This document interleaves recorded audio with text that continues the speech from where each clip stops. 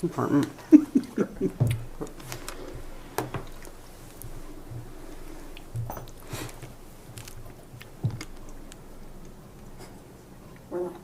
Okay, good morning. We'll call the meeting to order. Please rise for the Pledge of Allegiance. Pledge allegiance to the flag of the United States of America and to the republic for which it stands, one nation, under God, indivisible, with liberty and justice for all. Great. Good morning, everyone. Thank you for being here. Afternoon. Jeez, morning, afternoon. It all runs together. Please make sure you sign in the sign-in sheet at the back of the room if you have not already. When you come up to the podium, please say your name and spell your last name as well. That is just for records. All right, we will kick off. I'm going to be eating cough drops this whole meeting, just to let you all know. First, public comment on any subject not on the agenda that the Commission has jurisdiction over. Is there any public comment? Okay. I was just going to remind everyone that the next 2 weeks are kind of funky with how the holidays land. So our commission meetings will be on Mondays. However, we do not have one scheduled for the 29th at this time. We do have a commission meeting at 10 a.m. on Monday the 22nd, but again, not on the 29th at this time, but do check back on the website as if something comes up, we'll add that. Is there any other public comment? Yes, I do. MDT will be here January 14th at 10 o'clock. Hopefully that meeting, commission meeting, we won't have too much else. There's going to be 3 or 4 or 5 gentlemen from MDT here, and they will explain the projects over the next few years, where they're at, and it will be questions and answers. So more details will come out on that. Actually, I have another meeting about that tomorrow. So, but January 24th is set. And then, Madam Chair, I have a longer public comment that I'd like to make. Yes, please. If I can talk now. Sorry. I would like to take a few minutes to talk about the safety updates at the courthouse. I was at an event this week and was asked about the changes to the county buildings, specifically parking, windows at some of the offices, etc. As commissioners, one of our top priorities is public safety. The changes at the courthouse are to protect employees and the public. Change can be hard. We all get that. But I want to add to the conversation that these changes were not done in a spur of a moment decision. Counties across the state are dealing with older buildings that may not lend themselves to easily or cheaply be modernized for safety protection. We are one of those courthouses. There was an incident in Helena Courthouse several months ago that moved safety to the forefront for many, including judges across the state. Grants were created for counties to improve their safety. We set up a small safety committee to look at the options and do research. Safety experts have toured the buildings and provided feedback and possibilities. We have applied for grants. It is unfortunate in today's world that safety needs to be reevaluated. But look at the news any evening, and protection in schools, government buildings, and our own homes is needed more than ever. The door at the back of the building will be open during business hours and is close to handicap parking and the elevators. Employees have been asked not to park in that area, so there should be plenty of parking for the public. The changes were not made to make anyone's life more difficult, but the goal is to add protection for everyone in the building. It has been said that it is sad to live in fear, but I look at it as recognizing the potential dangers and doing what we can to protect ourselves and the public. Thank you. I agree. I mean, I think it's hard. It's been hard on accepting that, like, we have to take these kind of precautions. But however, if there's anyone that can say nothing bad will ever happen, that's pretty bold. I mean, I, again, asked the folks over in Anaconda about that. So I'm sure they thought they were perfectly safe. So I think, again, like Commissioner Randolph said, there's been a few incidents around the state, and we do have incidents from time to time. Thankfully, nothing too serious, where the sheriff's office does come over to the courthouse and get involved. So again, we aren't doing this spur of the moment. We've put a lot of time and effort into this. Thank you. Is there any other public safety? Or public safety? That's okay. Wow, okay, bear with me all. Any other public comment? Okay. Thank you. All right, let's go to our first item, which is discussion decision. Vic Sample, Broadwater County Hospital District Board President. We're going to discuss the allocation of remaining hospital district funds to go to the County Ambulance Capital Improvement Plan. Hi, I'm Victor Sample, SAMPLE, and I thought I'd come and give the commissioners an update on the hospital district and what we're planning to do in the short term and the longer term. As I hope everyone knows, we sold the hospital to Billings Clinic in 2019, and I say sold with quotes around it. We begged them to take the hospital with the condition that they put $5 million into upgrading it, which they have done. When we did that, we retained the hospital district owned the hospital, the old ambulance building, and a small parking area behind the, across the alley, back where they used to park buses at one time, school buses. So we gave the Billings Clinic the hospital building in that small spot, but we retained the hospital, the old ambulance building. We retained that lot because it had value and is not directly connected to the hospital. So we did that in 2019, and we no longer have a mill levy. The mill levy expired. And of course, without a hospital, there's no need for a mill levy.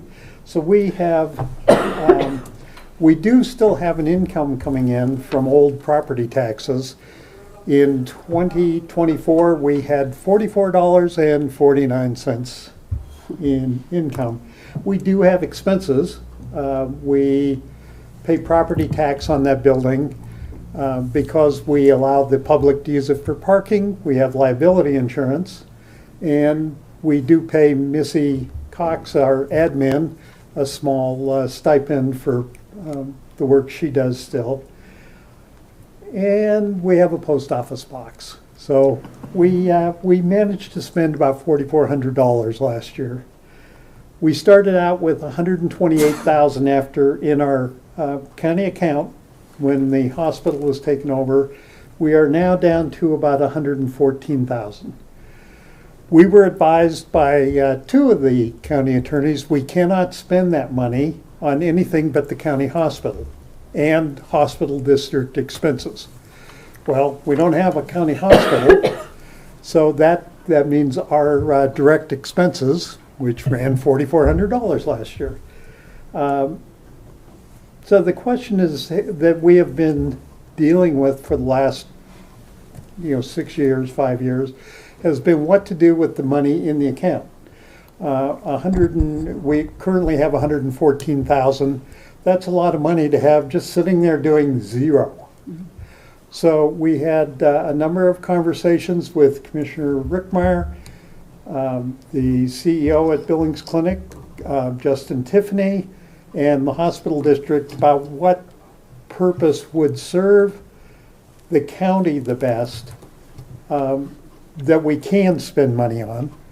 And so what we came up with, and everyone is happy with the decision, I believe, is to allocate that money back to the county with the stipulation that it go to the ambulance CIP fund.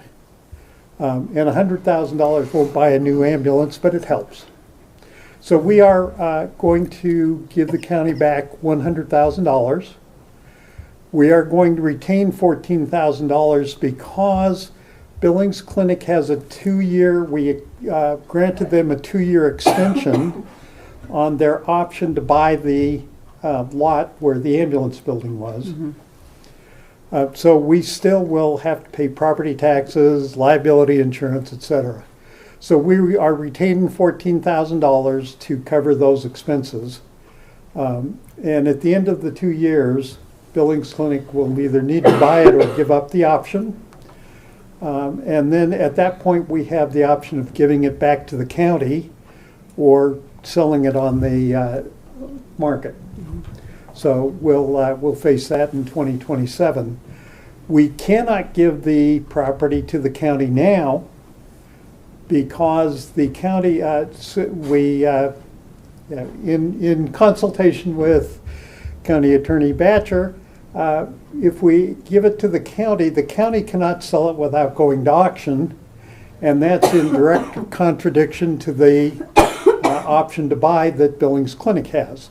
So we will be holding it for the next 2 years at least. So that's really, we haven't done a lot since then, since we don't have a hospital. But I thought I'd come and give you an update, and we need to, we just need to figure out how to do that transfer of the funds, which I've been told is very straightforward. We don't have to go through anything special, and we'll transfer that and help the ambulance fund. So any questions about the hospital district? I will just add that if the hospital district were dissolved, that money would, per MCA, just come back to the county either way. So, I mean, you know, Yeah. that's how that would work, because it's taxpayer dollars, it would come back. Well, one of the questions we still have outstanding, and we're hoping that County Attorney Minor comes back, is if we sell the ambulance building lot to Billings Clinic or on the open market, is that money encumbered, since that's not directly from the mill levy? Is that encumbered, and what to do with that money when that time comes? Since the hospital district is restricted to spending money on the county hospital, and we don't have one, you know, our choices are really, or the county, is to do some funding of the, we talked about doing funding vaccines that are too expensive, or, you know, that insurance doesn't cover, like, which I can never remember the name. Sorry. That awful, the awful Shingles? shingles. Yeah. That is very expensive and insurances don't cover. See if we can cover that. But odds are we will end up refunding that money back to the county as well. We cannot dissolve the hospital district as long as the hospital district owns property. So that is, we have to get rid of our property before we can dissolve. And even then, we have to have a petition signed by 2/3 of the residents of the hospital district. And since we don't have a hospital or a mill levy, it's hard to get anybody's attention. So tough to do. Yep. I'll add to, Vic, thank you for that information. The ambulance CIP, normally what happened with the ambulance, and I believe when Billings Clinic bought the hospital, is the county buys an ambulance, and it was set at like every 10 years we're going to buy an ambulance. Billings Clinic is going to staff it and maintain it. We've kind of dug in since and like, okay, what's the schedule for the replacement schedule for an ambulance? What do we need to be looking at to figure that out? Because 10 years was kind of an arbitrary number. A new ambulance outfitted the way it needs to be outfitted is in like the $400,000 to $450,000 range. It is not cheap to do that. Right now, I believe we've got about $183,000, a little over, in that ambulance CIP. So this money would be very valuable and would help move toward that replacement. Great. We are glad to have it go to a good use. Yeah. Any other questions I can answer? I don't have any. Thank you. Yeah, Well, thank you then very I'm much for the done. update. Yep. Thank you. Yep. Thanks, Vic. We're always happy to take money. Yeah, right? Wait, don't say that too loud. No. Yeah, that's how we got in trouble. We were Yeah, always no. happy to take money. Donated money. Donated money. Donate. I don't have anything else on that. If no one else has anything, is there a motion? I would move to approve the transfer of $100,000 from the hospital district funds to the the ambulance capital improvement plan. I will second that. Okay, there's been a motion by Commissioner Swenson and a second by Commissioner Randolph to approve moving the remaining hospital district funds, $100,000 from the remaining hospital district funds to the ambulance capital improvement plan. Is there any public comment? Any public comment? Okay, hearing none. All those in favor, please signify by saying aye. Aye. All those opposed, same sign. Motion passes.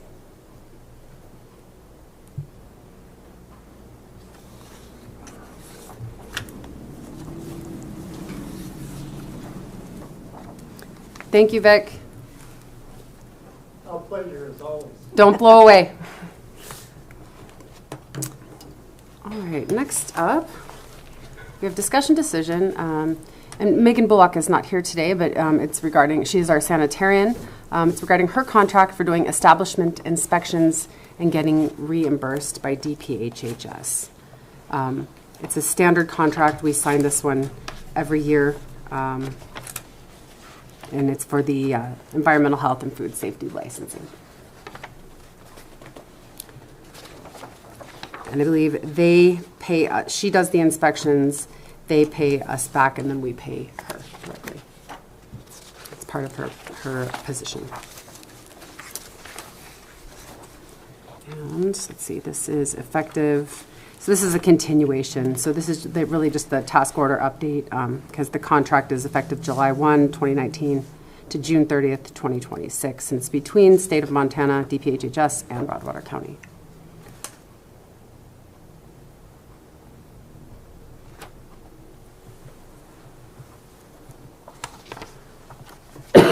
Excuse me.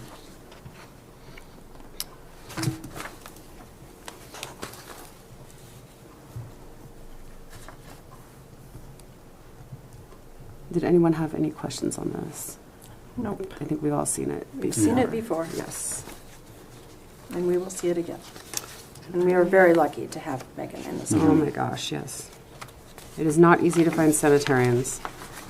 Just checking there.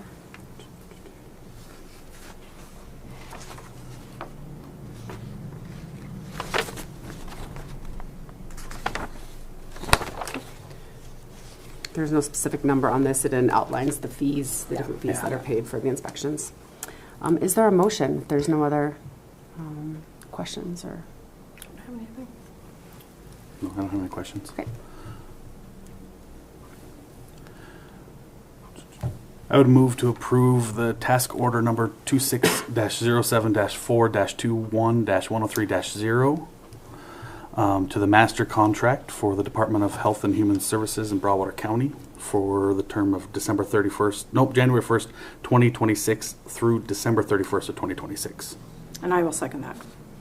Okay, there's been a motion by Commissioner Swenson and a second by Commissioner Randolph to approve the master contract task order number 26-07-4-21-103-0 effective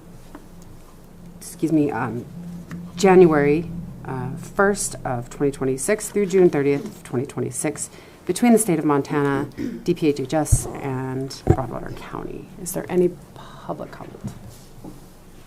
Any public comment? Okay. Hearing none, all those in favor, please signify by saying aye. Aye. All those opposed, same sign. Motion passes. And this is a, Is this a DocuSign? yes, so I will DocuSign this. I cannot hear.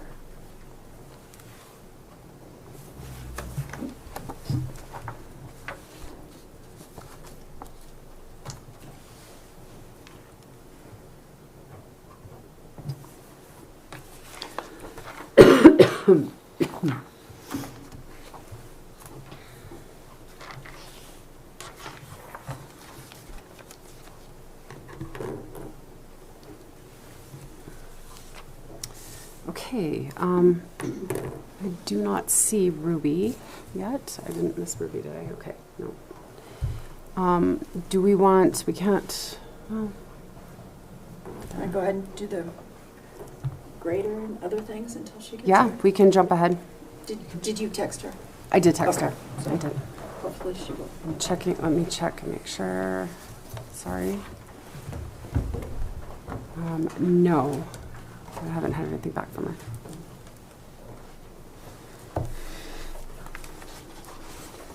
All right, so we will move on to discussion decision, TJ Gravely, Public Works Director. Purchase or lease of 872P John Deere grader for purchase. $539,000 or lease option 3 for $128,708.73. Good Hi. afternoon, Commissioners. TJ Gravewood, Public Works Director. Graveley. To start off, the reason we're looking at doing this, we're looking at replacing one of the graders currently that we have in our fleet. It is a 2005 with 12,000 hours on it. So we are getting into the point where it is past its useful life to us, where it's not going to cost us a bunch of money. If we do decide to do this, it says lease. You got an option of buying it out for $1. Basically, if you take the 128,708.73,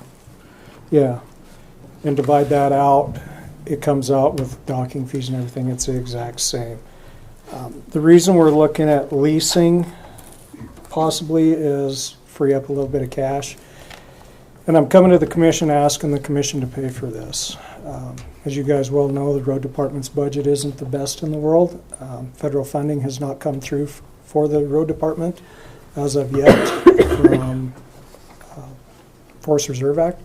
That still has not been funded, which put us in about $120,000 hole, or shortfall, I guess, not a hole. But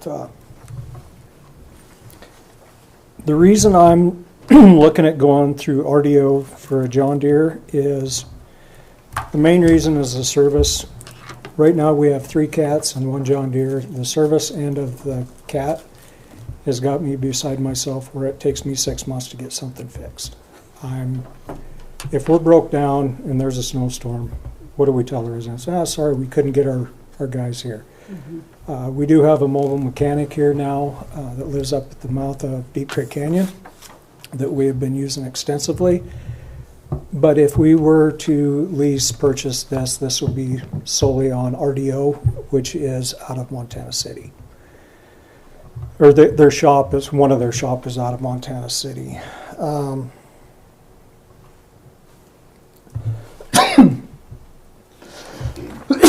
Excuse me.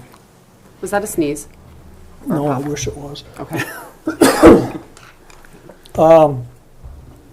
Another factor is the maintenance costs of the cats versus the John Deeres has been quite a bit higher. Granted, we do have 3 of them, but of the maintenance on our second oldest one, which is a 2018, pardon me, this year alone was $31,720. That John Deere was $11,000.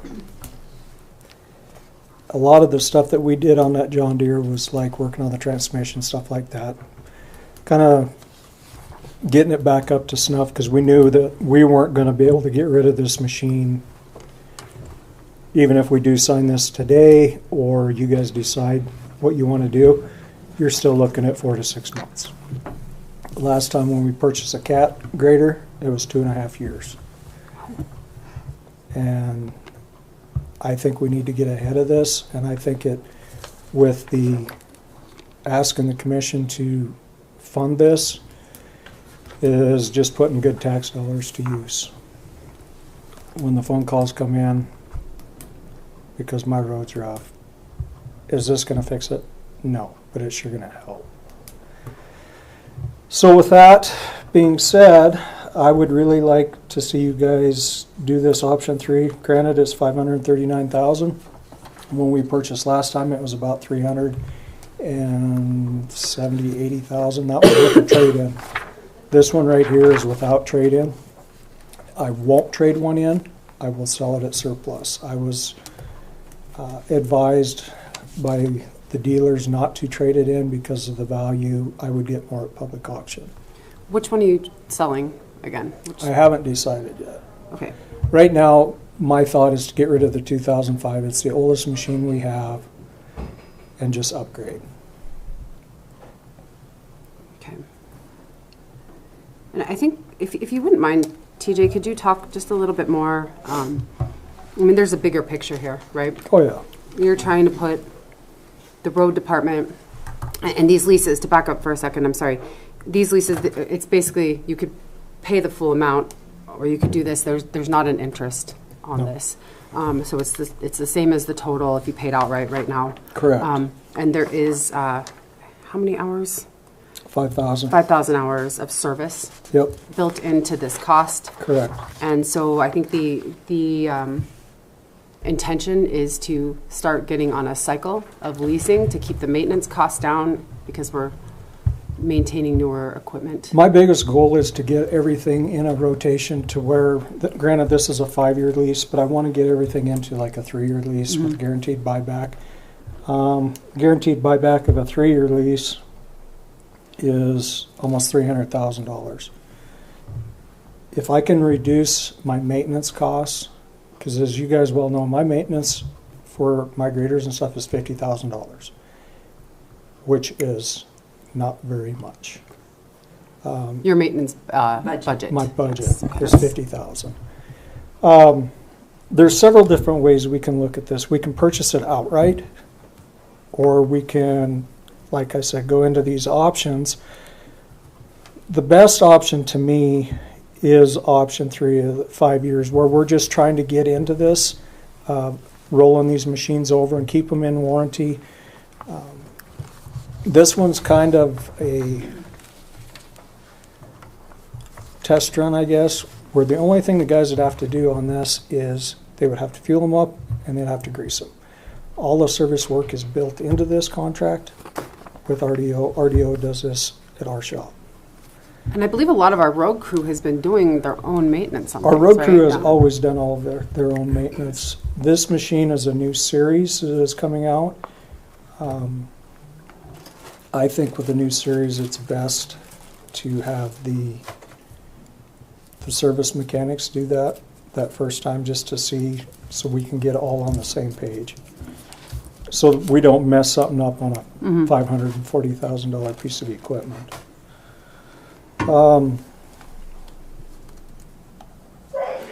Let's see.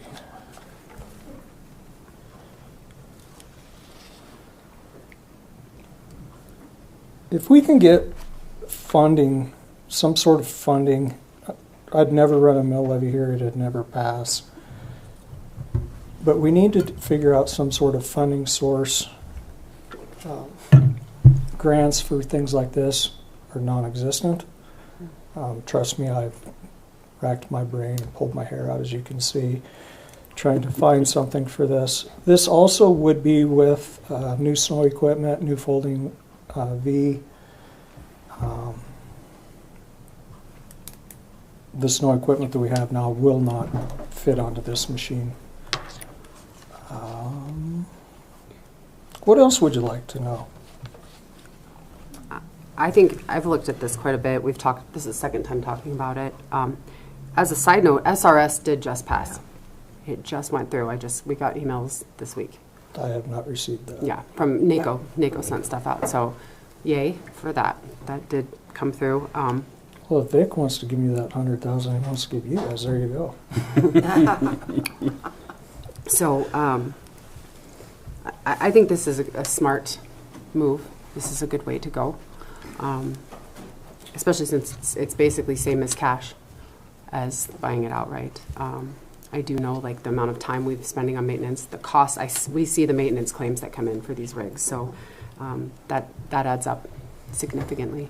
and I don't know if I said this or not, this would be through Sourcewell. I did ask for a bid from CAT, because we can do Sourcewell with them as well. And I got a partial, but I never got a complete. So Can you explain what Sourcewell is quickly? Sorry. Sourcewell is buying power basically for us. If there's a contract, say it's in Minnesota, say a grader went out for $539,000. That's the price of the machine. That is set throughout the whole United States. And it doesn't matter if it's Cat, John Deere, Komatsu, whatever it is. Whoever signs up for Sourcewell, basically it eliminates the whole RFP process, and it kind of cleans it up for the counties moving forward, where it doesn't take us 6 months to get through the process I'm trying to do in 20 minutes. Thank you. I buy a lot of our tires that way. I get government pricing, so I get a set rate that is considerably lower than anybody else. I am in favor of this. Again, we've talked about it. I think we will have to budget in the future, kind of figure out again how to make that, those payments work out. But I think once we're doing it consistently, it's there. It's part of it. Like I said, this first one's going to be the hardest one to do. Just trying to figure out the right rotation to get rid of them. After that, I think our next oldest one is 15 years old. It's 2010 Cat, first generation M series. And the other ones are, one's 3 years old and one is 5 years old. I didn't have anything else for TJ. Did either of you have anything? The oldest one, the 25 or 2005 that you're thinking of getting rid of, I know you have to put it at auction, but do you know roughly what it's worth? I'd like to have 75 out of it with all the snow equipment. 75, you said? 75,000, yeah. Okay. And then the 5,000 hour maintenance plan, will that cover your full 5 years, you It think? will. Okay. Right now, it's about 800 a year. Okay.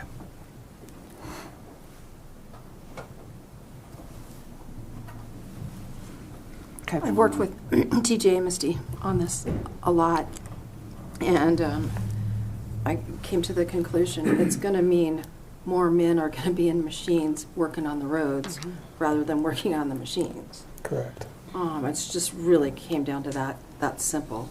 And it's not simple because it's a lot of money, but at some point, the county has always used machines until the dire end, and then they're not working and they're not being productive, and neither are the guys. Right. So we're trying to change that around, and this is a very good step in that direction.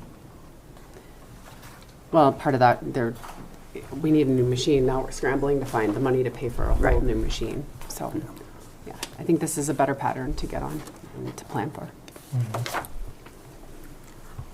Is there anything else? Anyone? Okay.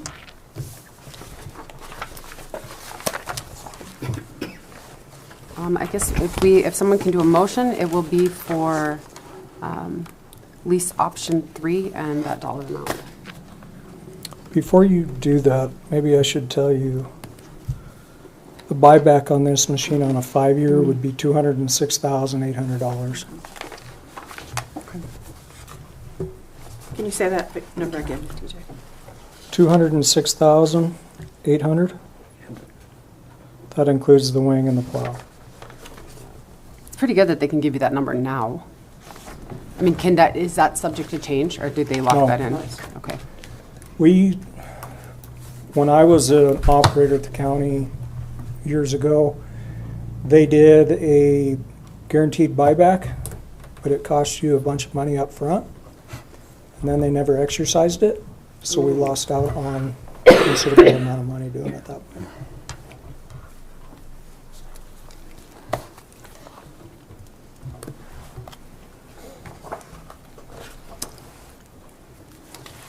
All right. Anything else? Anybody? I don't have any questions. Nope. Is there a motion?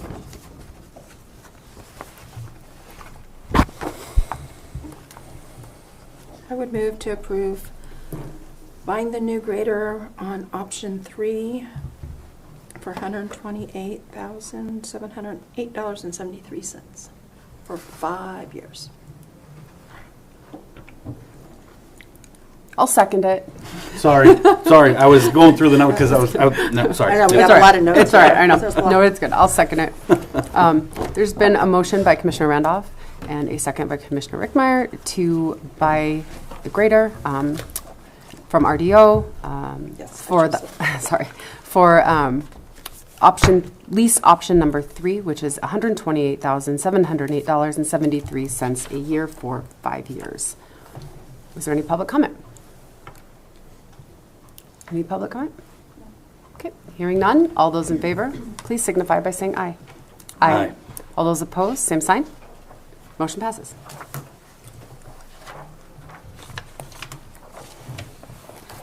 I gotta bring it closer. So TJ, what's your time frame to actually receive this? Mid-April. Will they bring it? Yeah. Okay, that's nice. Yeah. All right, thank you. Thank you, Thank TJ. you. I will submit this when I get back to the office today. We'll keep you updated on the SRS, Okay. but that did, Yep. we just got that I email knew, yesterday. I knew they were talking that they were gonna fund it, but I knew it was held up in one of the legislative branches. And I think, I should have brought it with me, I think it said through 27 and then might go Mhm. away. So there's more to Yes. come. Oh, yeah. Perfect, thank you. Yep. Thanks, TJ. All right, welcome. Mrs. Ruby Taylor, please come on up for discussion decision. Ruby Taylor, Public Health Director. Task Order HHS-ECFS-000000715 for the Title V Maternal and Child Health Block Grant Program in the amount of $4,959. That is a mouthful. So many words. Yep. First of all, sorry I'm late. I looked at the agenda yesterday and I must have looked at a wrong one because I wasn't there or I didn't see it. So my apologies. Sorry. So this is our maternal child health block grant. I usually just call it MCH. So if I say MCH, that is what I am referring to. And this funding basically just goes towards salaries of, I believe, just Jenna. And we use the task orders from this to complete some like in the school outreach or anything to do with maternal child health.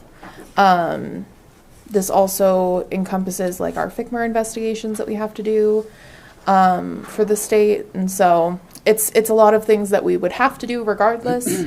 And they just give us a little bit of money for it. So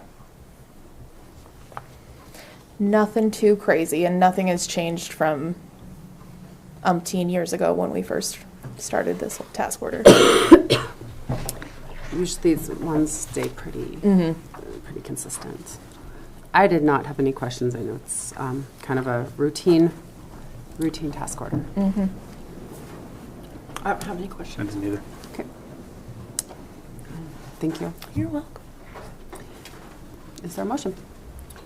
I'd move to approve task order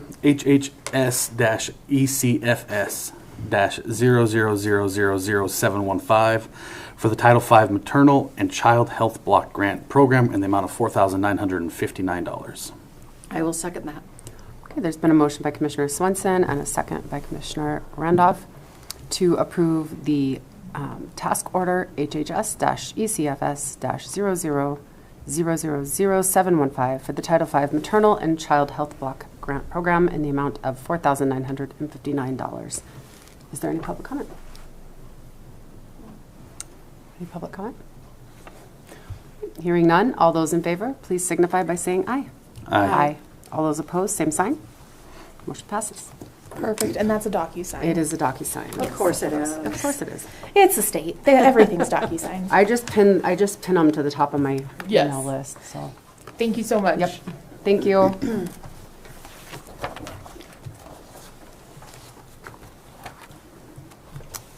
All right.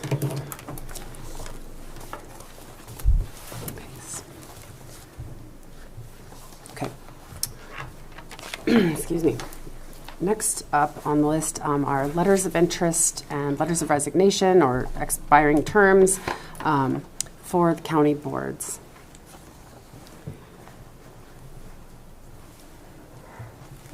I think we can start with the TED committee is what I'd like to start with. This is a brand new committee. It is now required in MCA, but I think it's important anyway. This committee of 5 people will serve to kind of review any projects or plans in our TED district, which is a targeted economic development district at the south end of the county.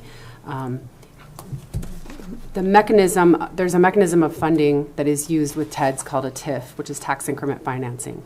So when people within that district pay their taxes, it goes into the TIF, and it is strictly to be used to build up infrastructure within that district. There is a lifespan on that. It's usually about 15 years, barring any really outstanding bonds or anything. So once that 15 years is up, there's no longer a TIF, and the tax dollars just come to the general tax base. This committee will be looking at any of those projects. They'll kind of be looking at the annual work plan. And again, this is a brand new committee. So we did have 6 applicants for this, and one of the requirements for this committee was to have someone from the school district from where the TED is located, excuse me.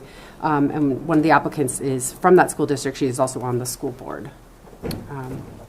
So if you would like, I can go through. I'll do the letters. We'll read letters for this committee, but because all the other letters we have for the different boards have been read and approved previously, we'll just say who's resigning and who's interested. The first letter I have here is from Justin Tiffany. He is the CEO of Billings Clinic Broadwater. Dear Commissioners, I'm writing to express my interest in joining the Wheatland Targeted Economic Development District Advisory Committee. I'm committed to supporting economic growth and community development in Broadwater County and believe my experience can contribute to the committee's work. Please let me know the next steps for participation. Thank you for your consideration.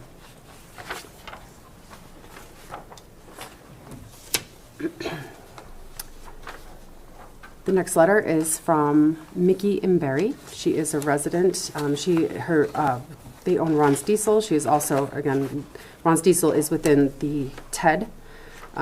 Dear Commissioners, I'm writing to express my interest in serving on the Southern Broadwater County Targeted Economic Development District Advisory Committee.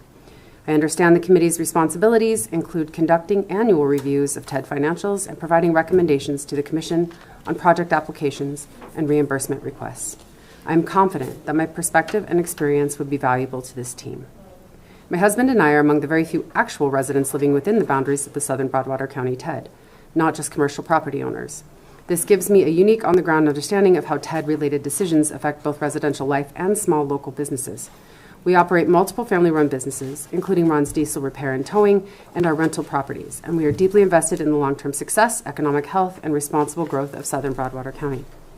My background includes reviewing detailed financial documents, navigating regulatory processes, and working directly with city and county officials and engaging in community planning efforts.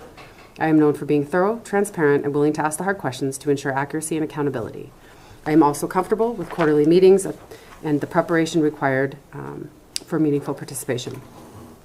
I'd be honored to represent the unique perspective of residents who live within the TED while also supporting the district's goals for economic development, infrastructure improvement, and responsible financial stewardship.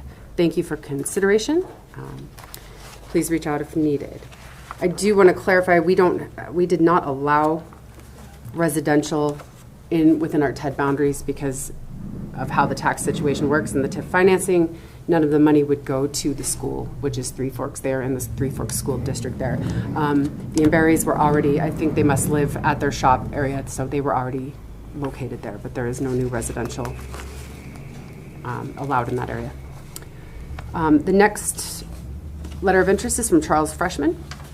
Broadwater County Commissioners, I'm eager to contribute my experience to the new Broadwater County Targeted Economic Development District Advisory Committee. As a Townsend resident and licensed professional engineer, I bring over 40 years of expertise, including 30 years with the State of Montana's Department of Environmental Quality, Public Water, and Subdivision Bureau. Over the past 10 months, I have served on the Broadwater County Planning Board in addition to nearly 20 years on the Townsend Tree Board. I am familiar with the state and local regulations governing subdivisions, including Title 76, Chapters 3 and 4 MCA, and Chapters 17.36 and 17.38 ARM, the 2025 Broadwater County Subdivision Regs, and the 2024 Broadwater County Growth Policy. References are available on request. Thank you for your consideration, Charles Freshman.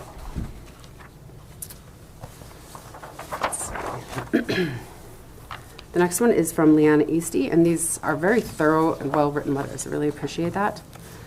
Dear Commissioners, I'm writing to express my interest in serving on the Broadwater County TED Committee. I've lived in Montana for almost 15 years, with the past 6 years in the Wheatland, Broadwater County. I am eager to support the county's efforts to manage growth and plan for the future, and I believe my background in accounting, business operations, and real estate would allow me to contribute meaningfully to the committee's work. I'm actively pursuing my CPA license, and by May I should have my master's degree in accounting. I also hold a CMA, Certified Management Accountant, certification, and a bachelor's degree in accounting.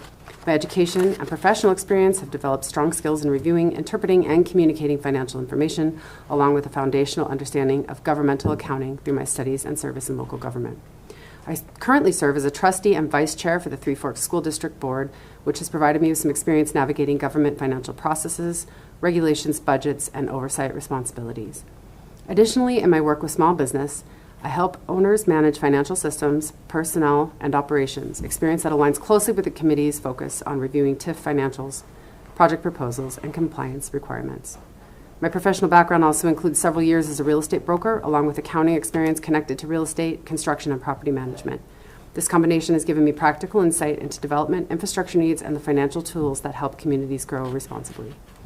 With the TED Committee's role in reviewing quarterly TIF financials, evaluating reimbursement requests, and contributing to the district work plan, I believe my accounting expertise and analytical skills would be an asset, especially as the district continues to grow and new businesses increase activity within the TIF area. I would appreciate the opportunity to support Broadwater County thoughtful review, transparent evaluation, and well-reasoned recommendations to the Commission. Thank you for your consideration. I welcome the opportunity to serve and contribute to the continued development of Broadwater County. This is from Leanna Easty. The next letter is from Andrea Dabbling. Dear Commissioners, I am writing to express my interest in serving on the Wheatland TED Economic Development District Advisory Committee. As a Broadwater County resident, dryland farmer, and current participant in the Big Sky Big Leadership Program, I'd be honored to help guide how Wheatland TED funds are invested to support responsible and sustainable growth in our county. My family operates a farm near the Wheatland area, so I understand firsthand how infrastructure, planning decisions, and economic changes impact agricultural operations and rural landowners.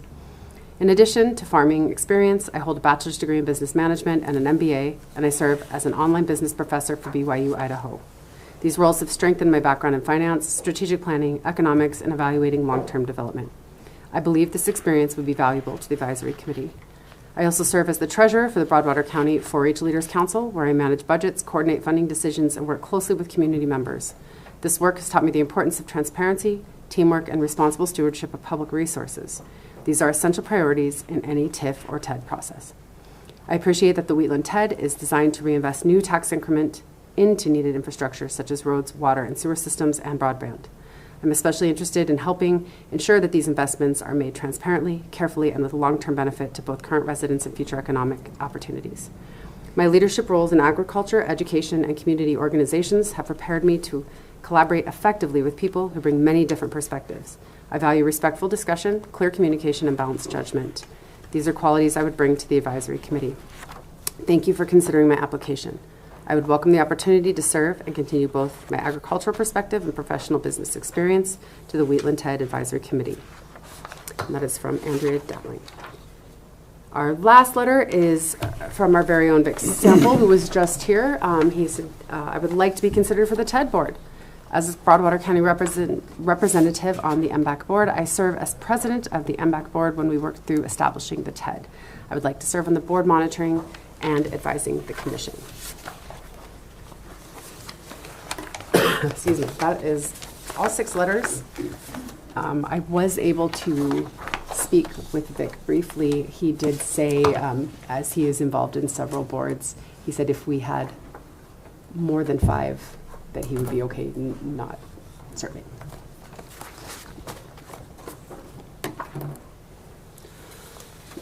Also, we have, since it's a new board, we have to stagger terms. So we would have 2 one-year terms, 1 2-year term, and 2 3-year terms. And I believe those all renew at 3 years, and they would be staggered and not hit at the same times for expiring terms.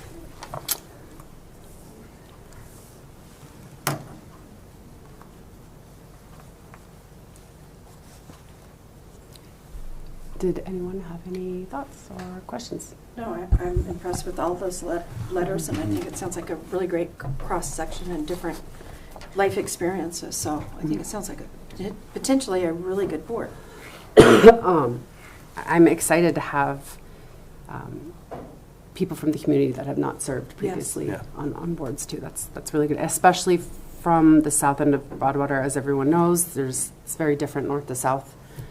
So it's good. We're always wanting people from the south end of the county to be involved. It's just nice to have this much interest too. Yes, absolutely. And we have certain boards that haven't been filled in a long time. So to have enough letters to fill it is refreshing. Yes. Yeah. Let's start with,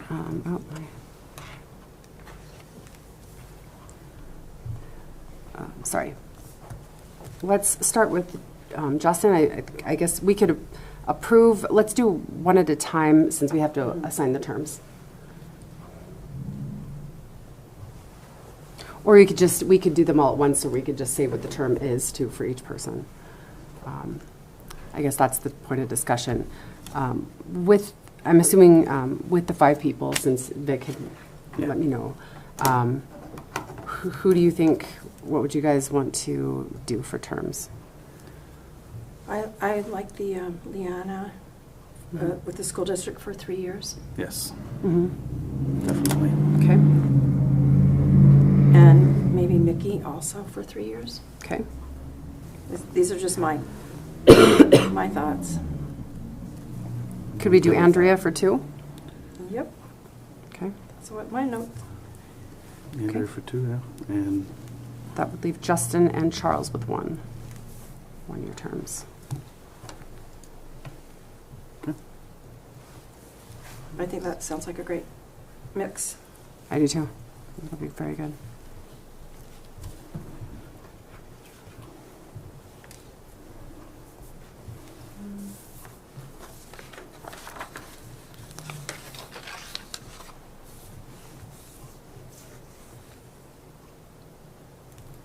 She's times 2, he said.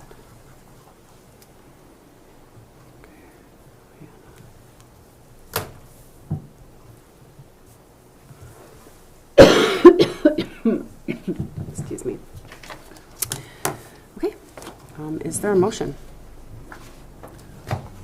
I would move to appoint Leanna Easty to a 3-year term, Mickey Imberry to a 3-year term, Andrea Dabbling to a 2-year term, Charles Freshman to a 1-year term, and Justin Tiffany to a 1-year term to the Targeted Economic Development District Committee. Thank you. Yep. I will second that.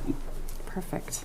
Okay, there's been a motion by Commissioner Swenson and a second by Commissioner Randolph to appoint Justin Tiffany. I'm going to do this out of order, sorry. Justin Tiffany for a 1-year term, Mickey Imberry for a 3-year term, Charles Freshman for a 1-year term, Andrea Dabbling for a 2-year term, and Leanna Easty for a 3-year term to the Targeted Economic Development District Committee. Is there any public comment?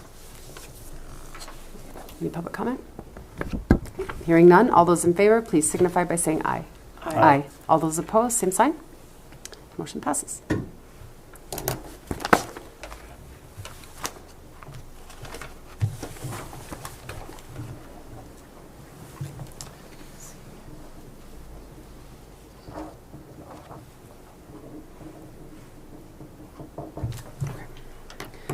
All right, so the next boards that we have Board of Health, we have Trust Board, and the Fair Board.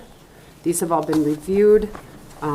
Whether it's been a resignation or a letter of interest, they have been reviewed and approved by those boards. Let's start with Board of Health. And I think we can say if you state the approval of the resignation or acceptance of the resignation, say the 3 names, and then the 2, both, let's see, for Tiffany, who, excuse me, not Tiffany, Alyssa. For Alyssa, she will be finishing a term that expires in December of 26, and the other term is 3 years for David. Should we start with the people that are resigning? Yep, I think it would be great. I would move to accept the recommendation of J.J. Connors resigning from the board, Dwight Thompson resigning from the Board of Health, and Emily resigning from the Board of Health. I will second that. Excuse me. Okay, there's been a motion from Commissioner Randolph and a second from Commissioner Swenson to accept the resignations for the Board of Health from J.J. Connor, Dwight Thompson, and Emily Clark. Is there any public comment? Any public comment? Okay, hearing none, all those in favor, please signify by saying aye. Aye. All those opposed, same sign. Motion passes. Okay, let's do the 2 letters of interest. I would move to accept the recommendation from the Board of Health to appoint David Bugg to a 3-year term and Alyssa Lawrence to fill out the remaining 1-year term, Expiring at the end of 26. Thank you. I will second that motion. Okay, there's been a motion by Commissioner Swenson and a second by Commissioner Randolph to accept the letters of interest for Alyssa Lawrence, whose term will expire at the end of December 2026, and for David Bugg, who will be appointed to a 3-year term. Is there any public comment? Any public comment? No. Hearing none, all those in favor, please signify by saying aye. Aye. All those opposed, same sign. Motion passes. Okay, next up, we have the trust board. We just have 2. Both have been approved. We have Virgil Binkley and Kim Klondike, and they're both already on the board, so they're renewing, and both are 3-year terms. I would move to approve the recommendation from the Trust Board to appoint Virgil Binkley and Kim Klondike to a 3-year term. I will second that. Okay, there's been a motion from Commissioner Swenson and a second from Commissioner Randolph to approve Virgil Binkley and Kim Klondike for 3-year terms to the Broadwater County Trust Board. Is there any public comment? Any public comment? Hearing none, all those in favor, please signify by saying aye. Aye. All those opposed, same sign. Motion passes.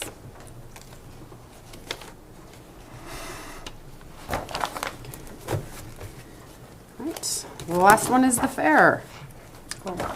Okay, we have a letter of interest from Denise Thompson. She's again currently serving as the rodeo representative and liaison position on the fair board. And again, it has been approved and it is a 3-year term. I would move to approve the recommendation from the Fair Board to appoint Denise Thompson to a 3-year term. I will second that. Okay, there's been a motion from Commissioner Swenson and a second from Commissioner Randolph to appoint Denise Thompson for a 3-year term as the rodeo representative and liaison to the Fair Board. Is there any public comment? Any public comment? Okay, hearing none, all those in favor, please signify by saying aye. Aye. All those opposed, same sign. Motion passes.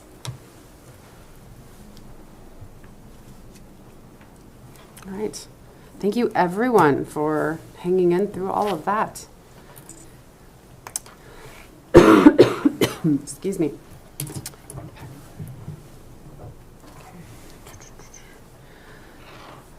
We have the next item up is a discussion using tax increment financing, which we just talked about, using some of those funds for the Community MT Planning Grant Match, which was applied for through Montana Business Assistance Connection, also known as MBAC, and it's specifically looking at the Wheatland TED. This grant was applied for, we approved it. It was applied for, I believe it was turned in on the 7th, December 7th. MBAC did the application. It is really focusing on the TED district, a little bit of the surrounding area. So it qualifies to use TIF funding to make the match for that. This is about a $50,000 planning grant. Again, we're paying about $16,000. The rest is covered by Commerce. Community MT is a part of Commerce. This grant is going to really look at water, wastewater, some infrastructure. It is going to move forward some things we got in a previous PER, which is a preliminary engineering report from 2024 for the area. So there's a lot of questions about public water district, public water usage, wells, how to build that out, and what needs done. So this is really the next step for it, and it'll be a very useful grant to help us. There's a lot of different questions in that area. That's really what's going on with the grant. It's been applied for, it was approved. I don't know, did anyone have any questions on the TED or TIF financing? I know there's a lot of misunderstanding floating around about how taxes are paid in that district. Did you say that the grant was approved? No, the application. Okay. Sorry, Okay. to be specific, the grant application. I didn't think we were going to find out. No, for no, it'd be like great. A We while. don't, I don't think Nothing. we're finding out for. I don't remember the date. Maybe February? Yeah, think last so. I thought it was early 27 or 26. Yeah, that would be, it'd be very helpful to get that. Great. That was all. We just wanted to kind of update everybody on that and what's been going on down there. Director Brown, perfect timing. Madam Chair, I'll be recusing myself. Okay. Commissioners, do you mind if I use the table No, for not all at of all. my materials It instead makes- of the podium? No, it makes sense. Okay. And also, thank you for meeting later. I Yes. was at my grandson's preschool Christmas concert, which I promise you there is nothing better on planet Earth than a preschool Christmas concert that you can pop into and leave. So thank you for meeting later. No, it worked out fine. This worked perfectly for me. All right, first topic. Do you want me to introduce you? I'm sorry. It's okay. I'll You're stop. excited. You're ready. You're ready to go. All right. Nicole Brown, Community Development and Planning Director, Jepson Family Transfer Exemption Request. This is Section 25, Township 7 North, Range 1 East. Thank you, Chairman Rickmeyer. I appreciate that. This is the Jepson Family Transfer. I'm Nicole Brown. I'm the Broadwater County Community Development Director, presenting a family transfer from Mr. Joe Jepson to his wife, Lisa Jepson. You commissioners have received a copy of the family transfer affidavit, a copy of the exemption application, a copy of the certificate of survey, as well as my staff report. All of these documents have also been posted online for the public's viewing pleasure. So with that, my staff report is very brief, but if I may just read a portion of it, essentially the summary. Of course. If that's acceptable to you. Please. So the subject property is currently 3.439 acres in size. The access road is River Road. River Road is a county road. If there are any additional approaches requested by the landowners, they will need to work with our Public Works Director in order to receive approval on that approach location and the installation of the approaches. According to the family transfer affidavit, the reason for the exemption request is for estate planning purposes. This is the second exemption being proposed on this parcel. The first exemption was to create it as an agricultural tract. This was in 1980. It's also important to note that in 2011, Broadwater County Commissioners signed a resolution. This resolution is number 2011-3. And this states that any division of land created prior to May 1st, 1993 by an agricultural exemption pursuant to 763207C shall have said agricultural covenant removed, and said covenant shall be of no further force and effect provided that said division of land has received a certificate of subdivision approval from Montana DEQ. What that means, currently, if someone were to create a parcel using an agricultural exemption, MCA mandates that that landowner would need to go through the subdivision process in order to lift that agricultural exemption. That was not the case prior to May 1993. Montana Code annotated changed during that time period. And so this is why the commissioners signed that resolution just in order to facilitate the landowners complying with the law, but also not to, I guess, give anyone any undue hardship in going through this process. So all of that to say, this agricultural exemption was lifted by the commissioners, but not through the subdivision process. So this is not a part of a subdivision. This was an agricultural tract following Resolution 2011-3. So currently, Mr. and Mrs. Jepson, or previously Mr. and Mrs. Jepson owned the parcel. Mrs. Jepson took herself off of the deed. The land is now currently owned by Mr. Jepson. He is retaining ownership of Tract A and transferring Tract F to Mrs. Jepson. Their home is on Tract A, which it does have DEQ approval. So no additional structures, no DEQ is being proposed that I'm aware of at this time. Obviously, that will be at the landowner's preference. If they choose to have the parcel approved for on-site wastewater and well, they will need to go through DEQ, Department of Environmental Quality, for the location of those facilities.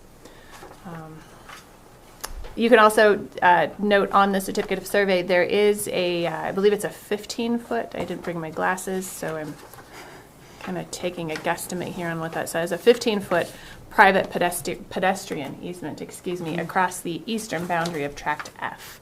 I would imagine that's for the benefit and pleasure of Tract A to still utilize that, but for pedestrian purposes only. But really nothing further to add on this exemption request. But happy to answer any questions you may have. I didn't have any questions. I read through this, and I've been scrutinizing these, especially after our discussion previously, just really going back through regulations in the book, lots of highlighting. There's really not, I mean, we get to look at all this, but there's very little for any type of evasion. They don't give any, the state does not give us evasion criteria. And I didn't have a problem with this at all. I didn't think there was any evasion. It's just as I'm looking back through everything and reviewing, I know we have a good check and balance. I'll say this right. The treasurer does have to sign all COSs, and taxes have to be paid prior to her signing that. So that's that check and balance built in there. Yeah, I didn't have any questions. Commissioner Randolph, did you have anything? I did. Oh, good. Okay. Page 5. Of the affidavit, ma'am? Yes, for the application. The application, excuse me. You and I talked about this quickly, but it was days ago. Under number 5, was another family member's name previously on the deed of the parcel? It said yes. And then if so, when was the family member's name removed? That was left blank.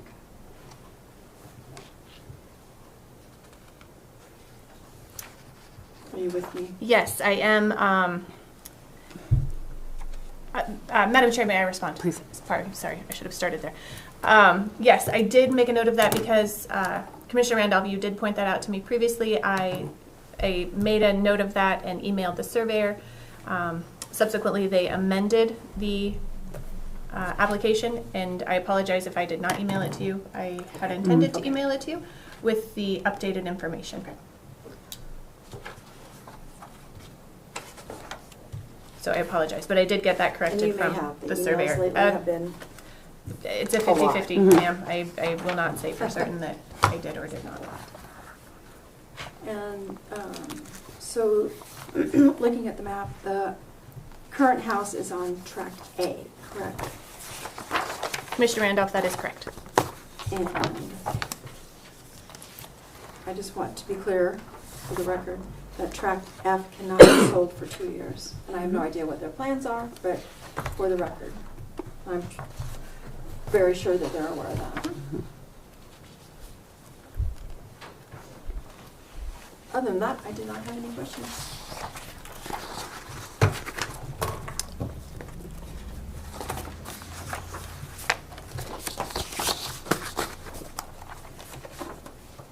I didn't have anything.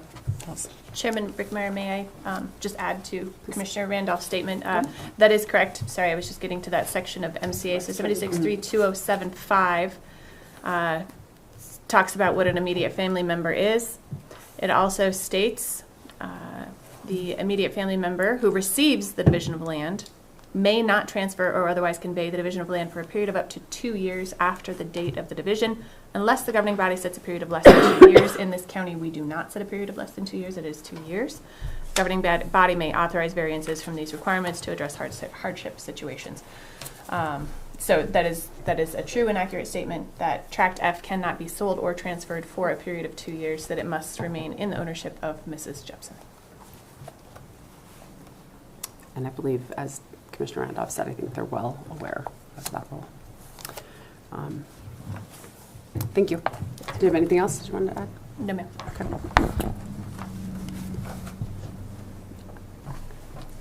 I will move to approve the Jepson Family Transfer Exemption Request, Section 25, Township 7 North, Range 1 East. I will second that. Okay, there's been a motion by Commissioner Rickmeyer and a second by Commissioner Randolph to approve the Jepson Family Transfer Exemption Request, Section 25, Township 7 North, Range 1 East. Is there any public comment? Any public comment? Okay, hearing none. All those in favor, please signify by saying aye. Aye. All those opposed, same sign. Motion passes.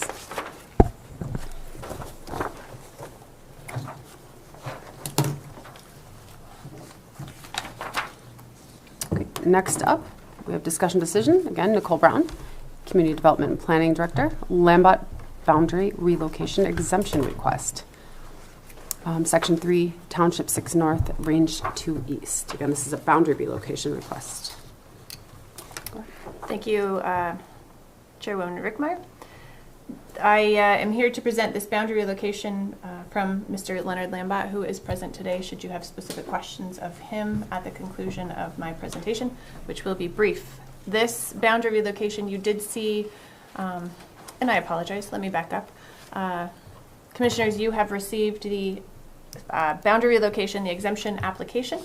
You've received the certificate of survey, and you've received my staff report. All of these documents were also posted online.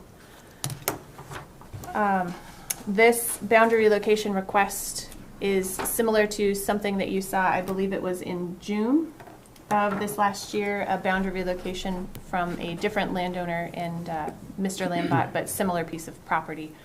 This is Mr. Lambot's request to simply isolate that irrigation easement from the subdivision lot, amended Lot 21C.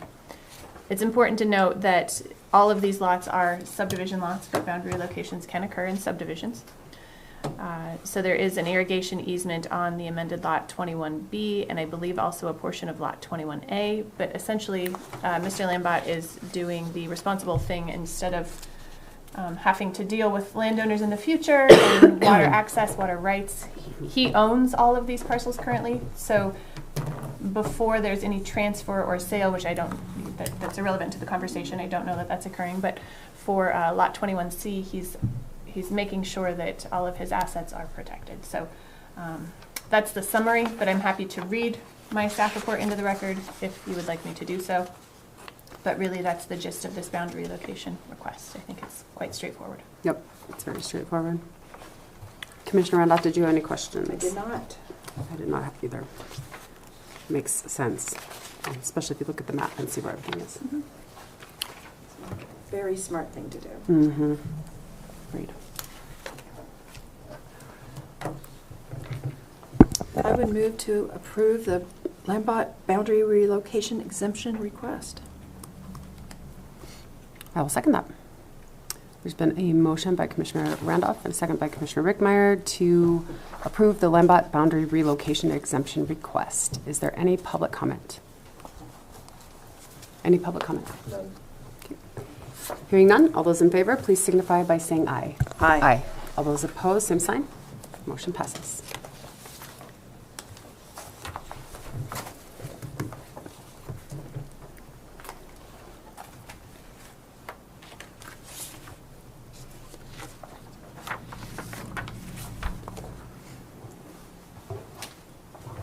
All right. Next up, Nicole, you're in the spotlight again. Koblenz Family Transfer Exemption Request. This is for Section 9, Township 8 North and Range 1 East. Thank you. Commissioner Rickmeyer. This is the Koblenz Family Transfer Exemption Request. You commissioners heard this 2 weeks ago. There was no commissioner meeting last week, so this was 2 weeks ago that you first heard this family transfer exemption request. There were some questions that arose that needed to be answered. You commissioners requested an extension from the landowners of 2 weeks, simply because you were gone at conference last week, so there was no meeting last week, and then obviously we had to get to this week. So we really needed that additional 2 weeks in order to hear this appropriately and effectively at a commission meeting. So, commissioners, the takeaway questions, there were several questions that were brought up at that meeting. I believe some of them were mitigated in the meeting, but there were questions that were heard that you needed to consider prior to making your decision. Those questions, as I have documented them, essentially to ensure if the irrigation and access easements, there was a question or there was a statement that the irrigation and access easements on this family transfer property were not shown on the certificate of survey. So I needed time to do some research to determine if those were indeed created and if they needed to be shown on the certificate of survey. So I'm reporting back now to tell you that those easements are accurate, they are created, they are recorded, but also to tell you that they do not need to be shown on the certificate of survey based on my research and conversation with the surveyor. The surveyor, Mr. Dan Swenson, pointed out to me that according to ARM stands for Administrative Rules of Montana, 24-183-1104. This is Uniform Standards for Certificates of Survey. So what this ARM essentially lists are items that need to be on a certificate of survey. And easements are not on this list. And I've read over this administrative rule, and I do not see anywhere on there where it states that easements must be shown. So that's not to say that these easements are being negated.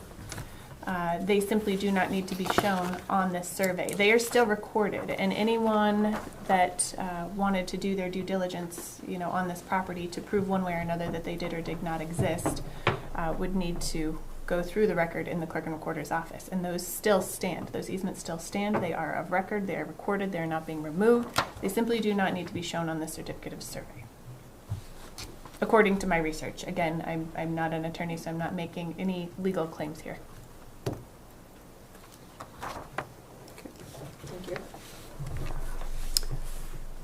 I think, did you have anything else? I mean, that was the main one to look at for the survey.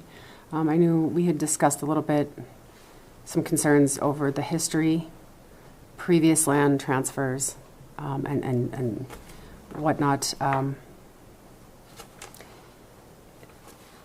The subdivision there was approved, and then there was I believe a civil suit, correct? Chairman Rickmeyer, yes, that is correct. There were other questions, and I'm happy to go over those questions again if you'd like me to, and we can address those. But the question of the easements, whether they existed and whether they needed to be recorded, those were the takeaway questions from that meeting 2 weeks ago. But there were other questions brought up. I think it's worth discussing them. Yeah, absolutely. Briefly, yeah. So I'm just going to go through this, and if I may, Chairman Rickmeyer, Chuck Hahn was the one who brought up these questions very eloquently, and so I will give my summary of what I believe he stated, and then I will pause and allow you to determine how you want to proceed if you want to ask him those follow-up questions. These were questions as I captured them.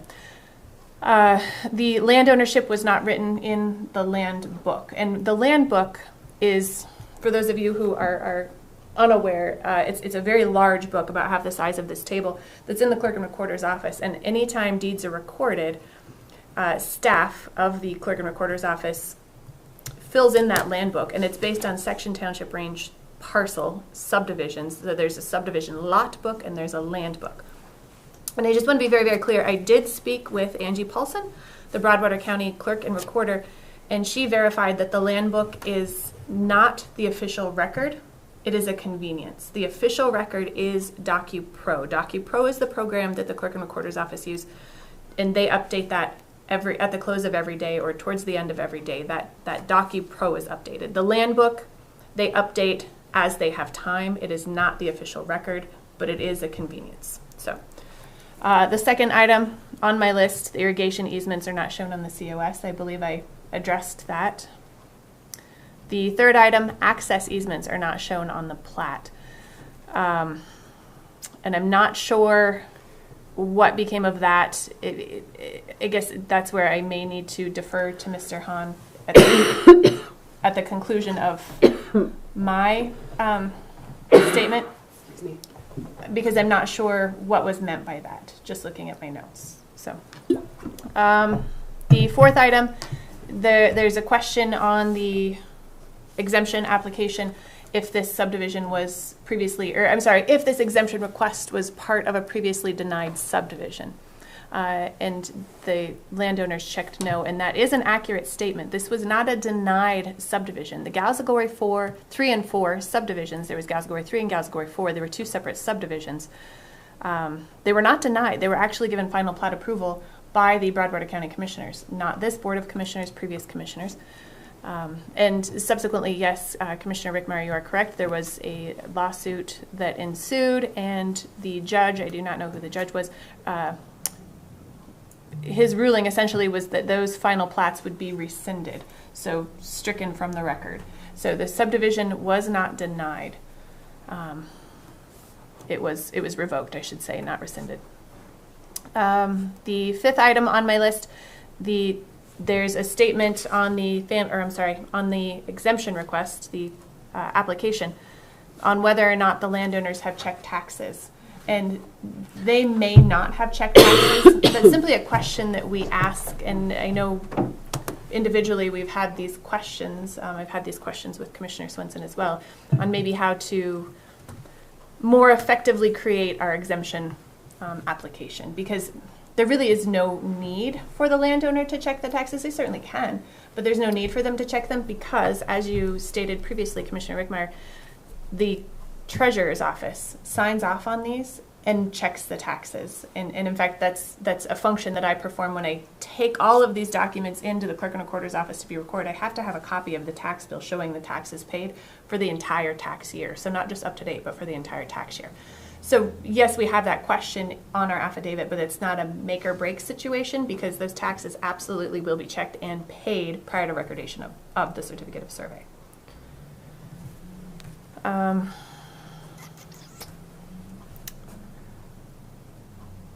My notes are not very clear on this fifth question on whether or not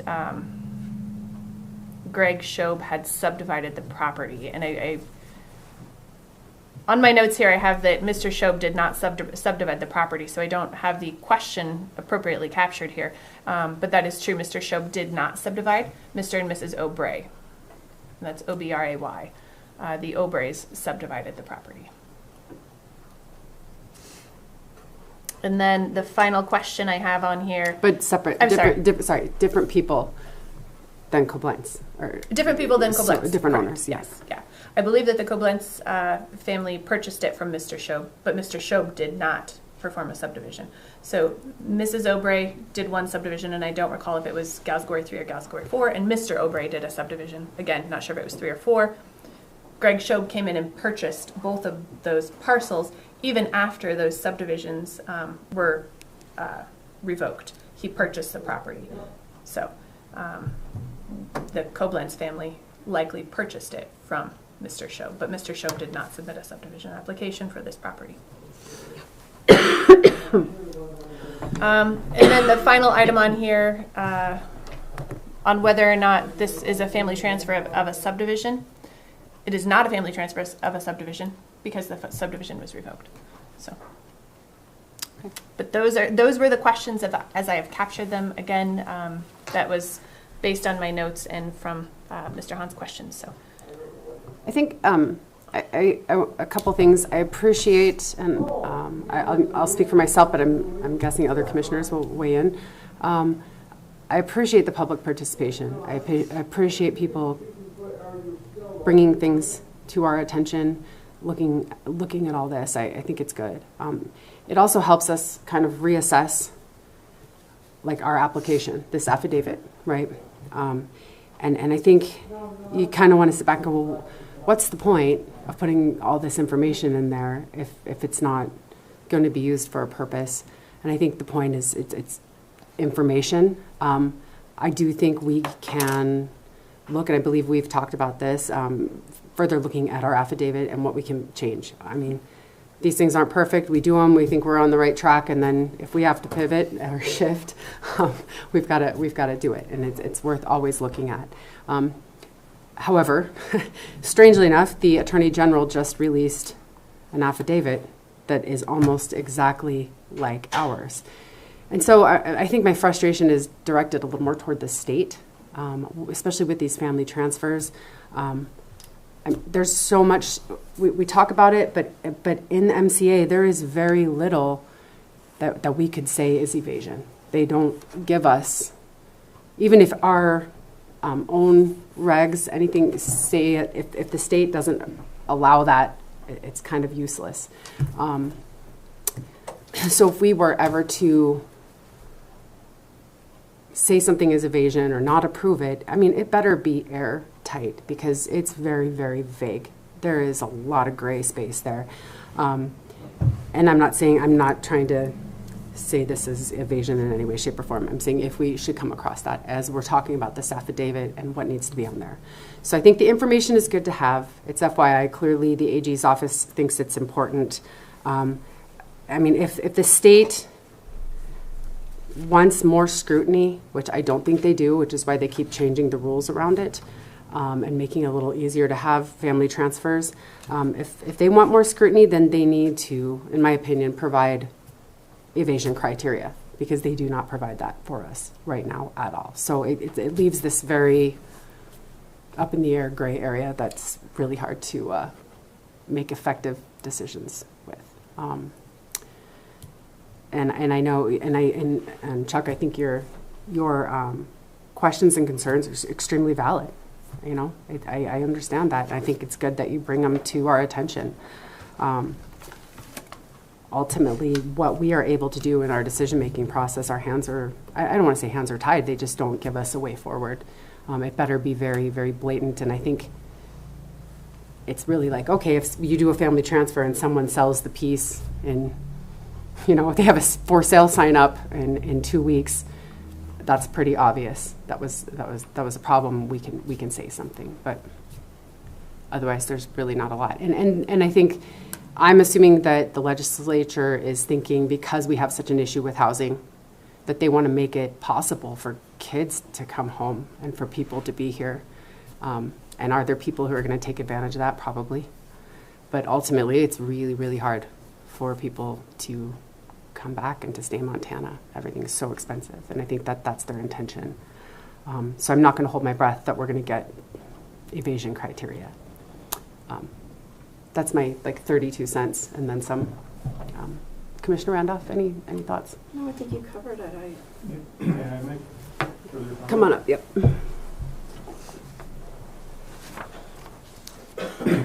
Chuck, can you let Debbie say her piece real no, quick? go ahead. Is that, or you're good? Okay, yeah, go ahead. I'm Chuck Hahn, CHUCKHAHN. After the last meeting, I had conversations with Nicole, brought her some documents, but also did some further research and looked through the documents that Colton's had presented. I guess one of the first things that I wanted to bring up was you, Madam Chairman, talk about you don't have the ability or see in the record laws what you can use as far as evasion.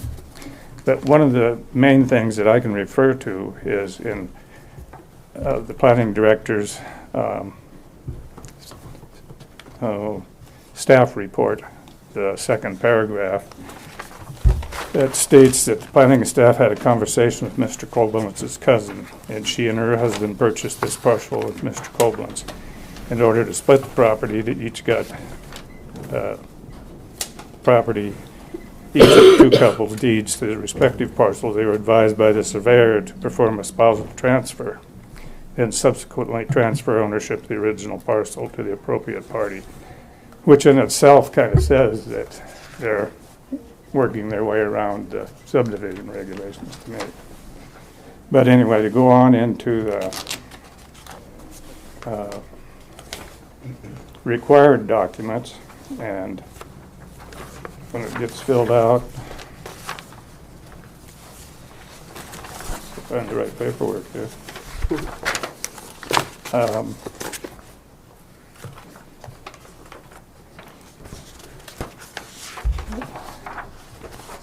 Under section 5 on page 5, is the intended disposition set forth in this application? Is there any type of agreement, oral or written, regarding the creation, sale, or development of the parcel?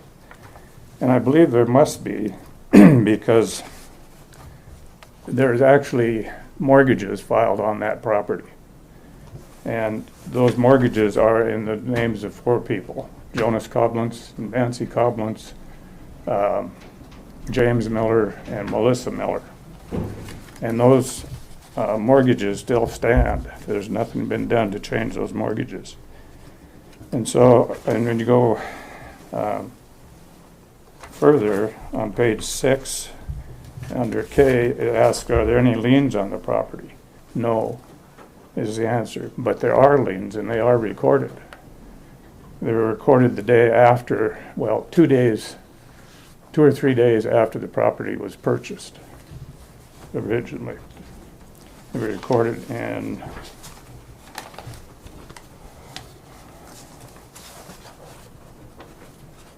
on August 28th of 2025. And I believe the purchase of the property was on August 25th of 2025.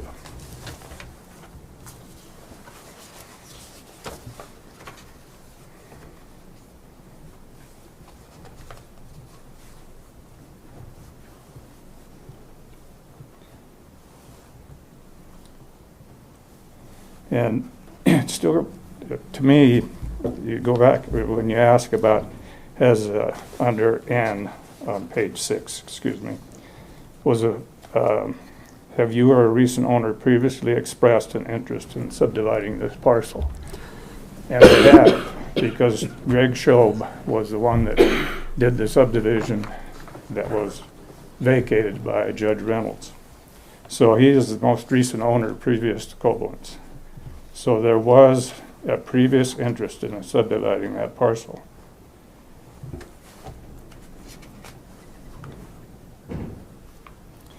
And then it goes on, under O, under number 3. Are any persons other than your immediate family members interested in purchasing or developing any of the parcels involved in this division of land? And right now, there is a house being built on the property. It's all framed in. And I'm wondering who the owner of that parcel is. Is it Koblenz or is it Miller? So there's quite a few questions here that still need to be answered, in my opinion. Because if they don't get answered, the county is opening themselves up to, I would think, a legal action, the potential of a legal action. And I know that puts you guys in that position. Either side can go either way. But I think those are things that really, really need to be considered. So you're So many of there's so many family exemptions happening in this county. Mm-hmm. All over the And state. all over the state. Exactly. Yeah.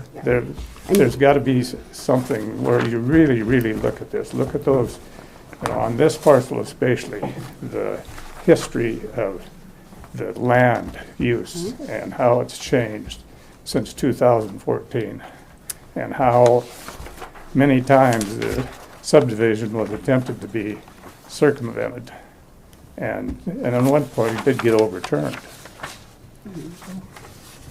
But I won't keep going on that. I could go further yet, but those things I think really need to be.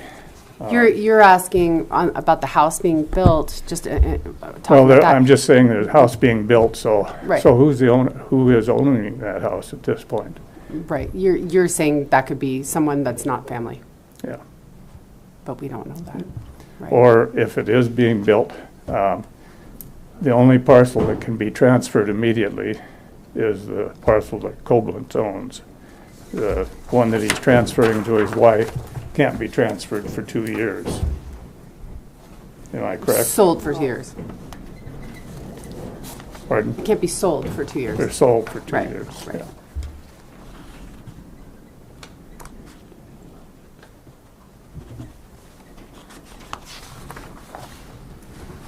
Chuck, can you go back? I was not following you on page 5 when you started.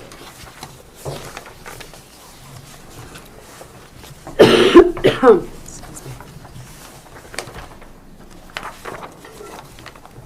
was trying to find what place you were at, but I didn't. On page 5, part 5, under 5B, other than the intended Okay. disposition that's set forth in this application, is there any agreement, oral or written?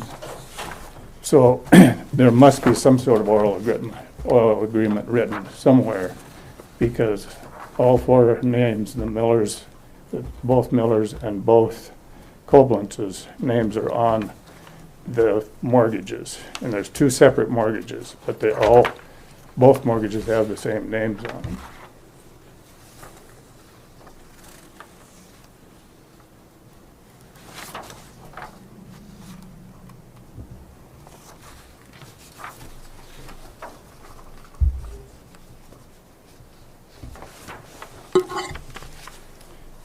And then those mortgages are what creates the lien on that property that is not noted.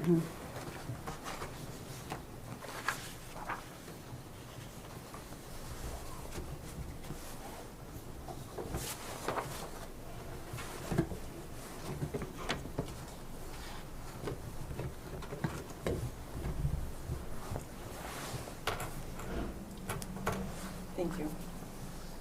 Thank you. Thanks, Chuck.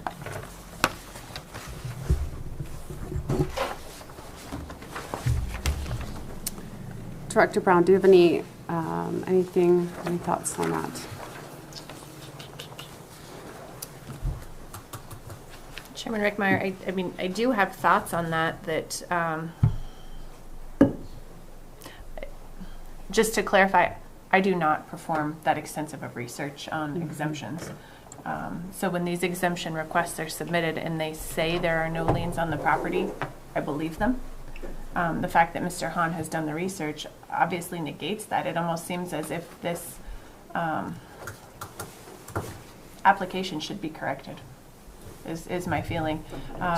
If indeed there are mortgage, I'm not saying that they don't exist. I'm just saying I have not. Okay, yeah, perfect. I'm just saying I have not done the research, so I couldn't attest to that those mortgages exist other than his copies. But if there are mortgages created, there are liens on the property, this affidavit could be incorrect. And I could go so far as to say there would be a path for you to deny it based on this affidavit being incorrect, or if the landowner wanted to give the commission an additional, or request a pause in this. We don't have anything in our regulation. I'm sorry. I'm trying to figure out what might be another path for them to correct, the landowner to correct the application. But I don't know of a path forward for them to correct an application. Because clearly there's a lien. If Right. Mr. Hahn found it if and we it's have, recorded. if we have recorded mortgages, right, or recorded Correct. liens, yeah. Yeah, so this has nothing to do with whether or not it's evasion. It's, is the application actually correct? And it may not be. And it was signed that it is That, correct. and attested to being correct. Right. And I believe there was another item on here. Yeah. Are any persons other than your immediate family members interested in purchasing or developing any of the parcels? Again, if they tell me no on this application, I'm going to believe them. But I can say that I did have a conversation with Mrs. Miller in my office that they intended to purchase it from Mr. Koblenz, and that Mr. Koblenz was Mrs. Miller's cousin. Again, I'm not trying to get into the weeds here. But they already own part of it. They did, and then they filed the quitclaim deed relinquishing Right. their ownership Okay. to it. Right. So more than anything, it appears that this application needs to be corrected. Yeah. I mean, yeah. If these are erroneous statements on the application. Chuck, would you mind if we, you've got copies of those? Yes. The mortgages? Even if I could just jot down those document Yeah, numbers. that would be I helpful. can pull them. I don't need to take your copies that you paid for. Is there a representative here from Koblenz? Do you want to say anything? That would be, do you, You want me to step up there? if you would like to, I'm not going to make you, but if you have something to say, it'd be good to hear it. Please You can correct any of these. make sure you state and spell Yeah, your my name, name's too. Jonas Koblenz. Thank you.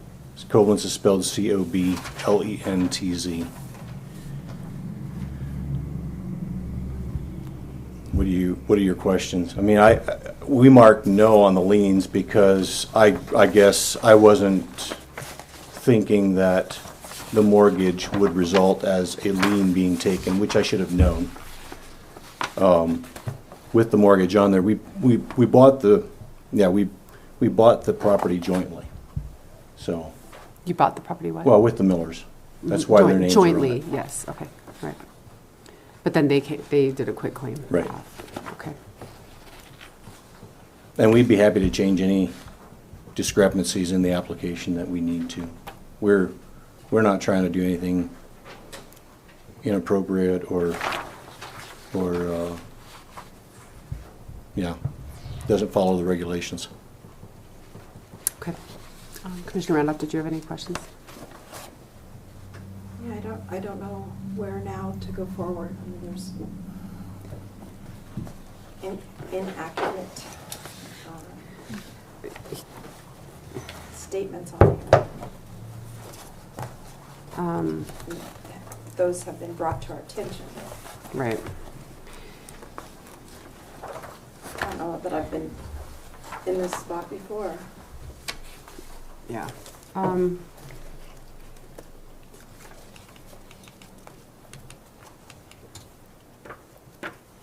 did bring my book.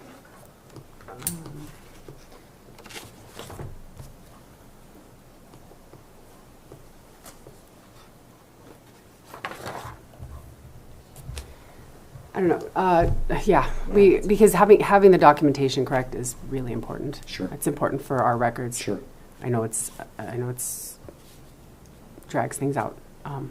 It's important, but I'm not sure what we're asking for specifically. And if that is, Director Brown, I hate to put you on the spot, kind of. Yeah, I didn't bring my. Is that, Reds. I mean, again, it's hard. I almost need more time to look. I mean, I've read these pretty thoroughly.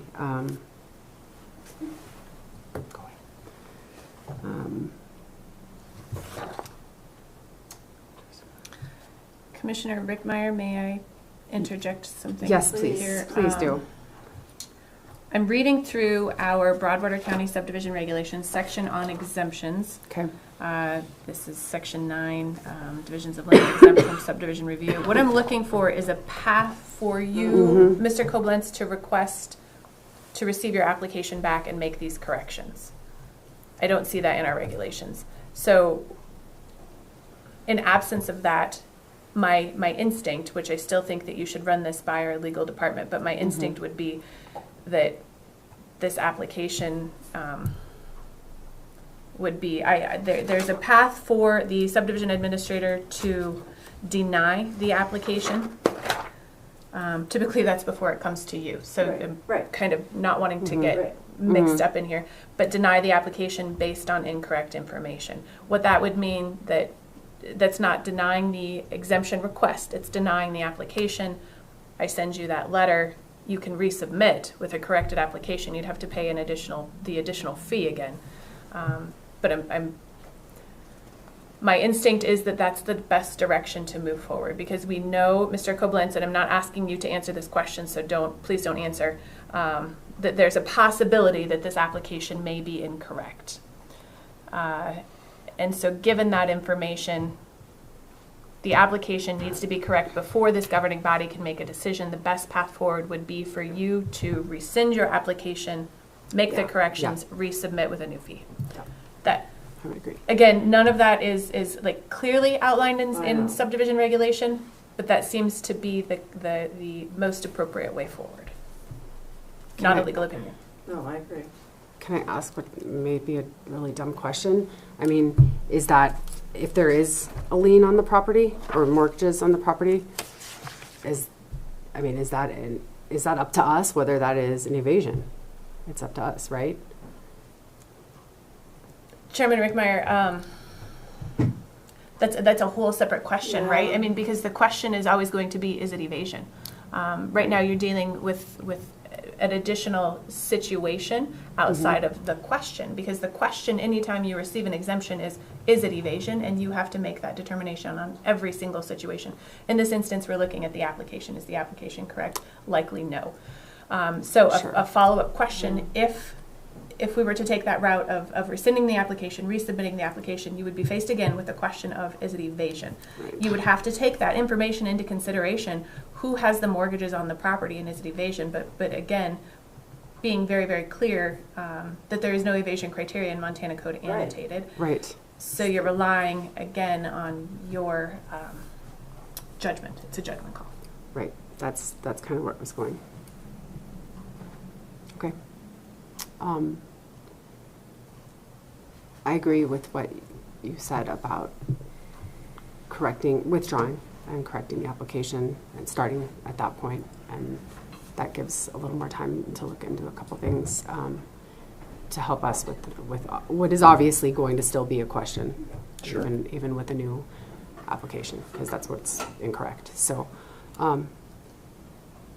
I would be in support of if you wanted to withdraw your application and start over, we could go that route. So how do we go about that process? Director Brown, go Yep, ahead. absolutely. I'll work with you and Absolutely. Mr. Koblenz, you can work directly with your surveyor, you can work directly with me, send me an email, a note, it's something saying that you would like to withdraw your application, if that's your decision. I don't want you to feel like we're forcing you down that path. That Sure. has to be your decision. Sure. But it would be beneficial if, again, not trying to force you into this situation, if you would allow the commissioners a 1-week extension. I know you've already graciously allowed a 2-week extension, but allow them a 1-week extension, because they are forced to make a decision Sure. today. Sure. So you could verbally give them that 1-week extension. I believe the commissioners, excuse me, you're not meeting next week, but you may be meeting on the 30th. We are meeting. We'll on meet Monday. next week. We're meeting Monday. You are meeting next Monday? Yeah. Okay. Correct, on the 22nd. This is what happens when I'm not in the office. No, okay. yeah. That's right. So that's not very many days. Correct. But may I ask a follow-up question? I'm sorry. Please. Does that allow for enough time to get this back on the agenda for Monday? We still have. I think we're gonna have to do a revision because we Yeah, already had to do turn a the agenda in, revision but this that's afternoon. fine. We can do that.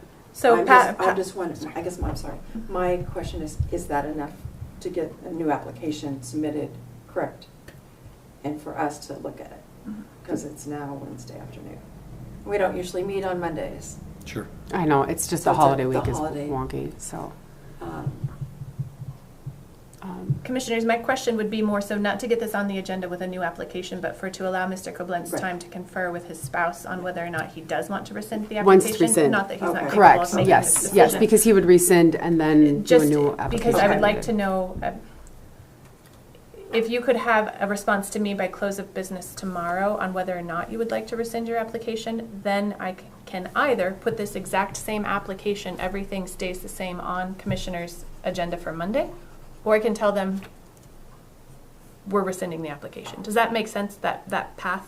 Yes, ma'am. And again, not trying to force you into Sure. any situation, just giving you options and then you as commissioners options Mm-hmm. to where you are not forced to make a decision or determination today, because clearly if the application is incorrect, it may not be.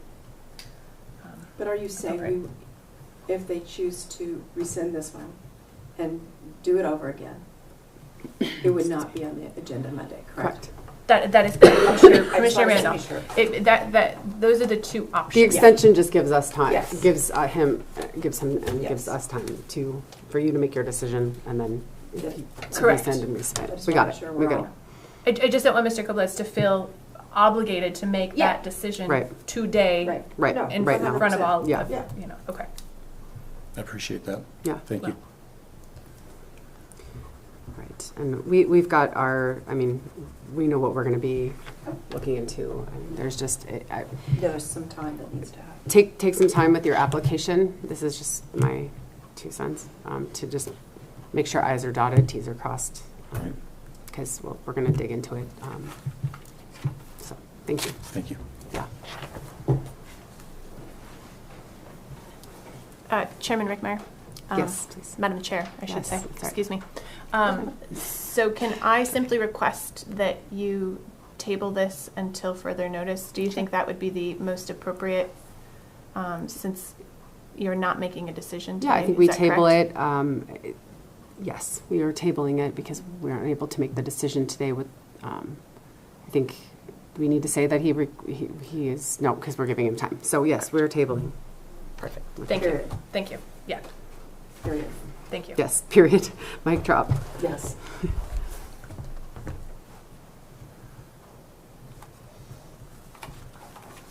All right.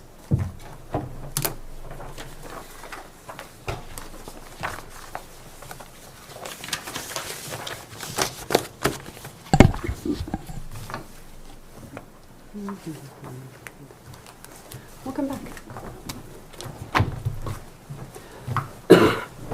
Okay, thank you. Thank you, everybody. We just have consent agenda items left. Fascinating and exciting if you want to stay. Madam Chair, may I ask one quick question that has Please. nothing to do with my topics? The working meeting, I plan on attending that. Will that be in this meeting or is it going to be in the courthouse? No, it's going to be here in a few minutes. At 2, okay. Yes. Perfect. We'll just get some tables like Yeah. you normally I'm do going for working to go meetings. make some phone calls in the back, and then I will not go to the courthouse. And now I'm wondering if Adam knows it's going to be here. Would you like me to Thank walk you, over Chuck. to the courthouse? Would you? He might I'm going to ride my broom. write your room. Wizard of Oz. Yeah. Thank you. Can I have these? I have not. Thank you. Okay, claims. Okay. Hoofta. All right, we've got one set of minutes really quick. We'll do those first. These minutes are from November 19th. Thank you, Nicole. I move to approve the claims from November 19th. Second that.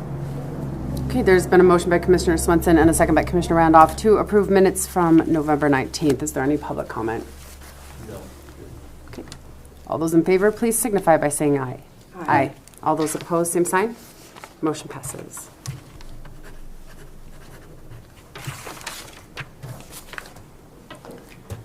Right, claims. We've got a few claims today. Checking. Okay. Okay, the first claim is for $241,899.31.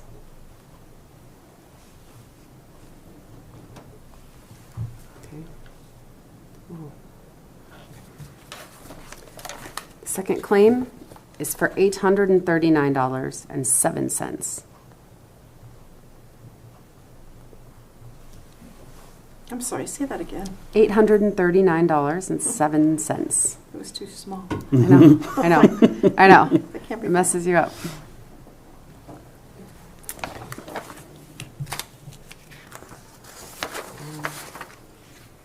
That is about, what was in there?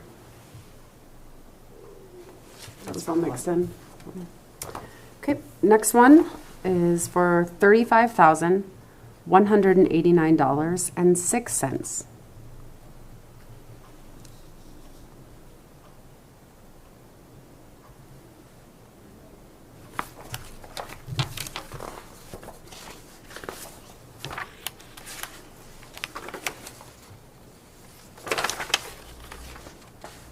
Next one is for $279,779.06.